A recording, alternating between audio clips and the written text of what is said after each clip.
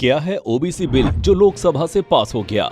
ये चारों तरफ सुना जा रहा है कि लोकसभा संविधान 127वां संशोधन बिल पारित हो गया है। इस बिल के पक्ष में लोकसभा में 385 वोट पड़े थे और इसके विरोध में एक भी वोट नहीं पड़ा था, यानी कि कम से कम 2/3 बहुमत से ये बिल पारित हुआ है। वहीं इस बिल की चर्चा करते हुए केंद्र सरकार ने बताया कि इस बिल के आने के बाद राज्य सरकार को ओबीसी लिस्ट तैयार करने का अधिकार मिल जाएगा और मराठा आरक्षण जैसे मसलों पर राज्य सरकार फैसला लेने के लिए स्वतंत्र हो जाएंगी। इतना ही नहीं, कांग्रेस सहित अन्य विपक्षी दलों ने भी इस बिल का समर्थन किया और विपक्षी दलों ने आरक्षण की सीमा 50% से बढ़ाने की मांग भी सदन में रखी है।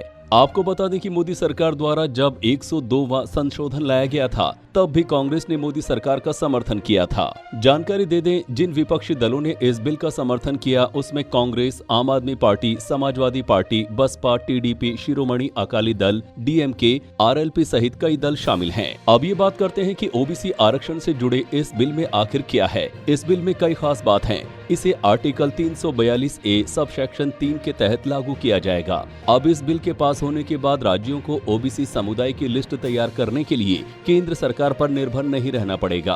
अब आप सोच रहे होंगे कि राज्यों पर इस बिल का कितना असर पड़ेगा। ये एक बहुत महत्वपूर्ण विषय है। तो आपको बता दें कि इस बिल के पारित होने के बाद राज्यों को विशेष अधिकार मिलेगा, तो इससे उन राज्यों के लोगों को ज्यादा लाभ होगा जो लगातार ओबीसी आरक्षण की मांग कर रहे थे, जिनमें महाराष्ट्र, उत्तर प्रदेश, राजस्थान, गुजरात, कर्नाटक, हरियाणा सहित कुछ अन्य राज्य ओबीसी की लगातार मांग कर रहे थे। मोदी सरकार द्वारा इस बिल को लाने के पीछे एक अहम कारण है कि बीते 5 मई को मराठा आरक्षण के मामले पर सुनवाई करते हुए सुप्रीम कोर्ट ने कहा था कि ओबीसी की सूची तैयार करने का अधिकार सिर्फ केंद्र सरकार के पास है।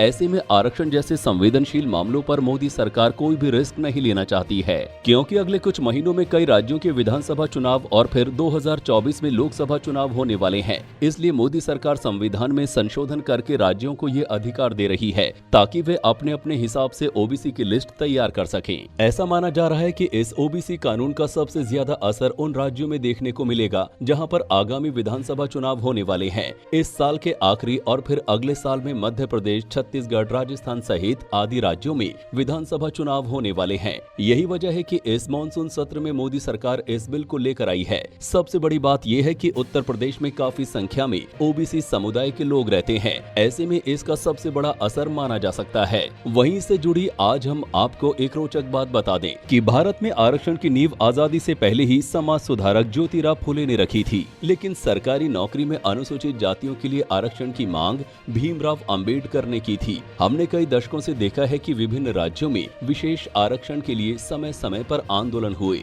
जिसमें राजस्थान का गुर्जर आंदोलन, हरियाणा का जाट आंदोलन और गुजरात का पाटीदार आंदोलन इनमें से सबसे प्रमुख माना जाता है। पर क्या आप जानते हैं कि आखिर आरक्षण दिया क्यों जाता है? दरअसल पिछड़े समुदाय तथा अनुसूचित जाति और जनजातियों के सामाजिक और शैक्षिक पिछड़ेपन को दूर करने के लिए उन्हें आरक्षित किया जाता है।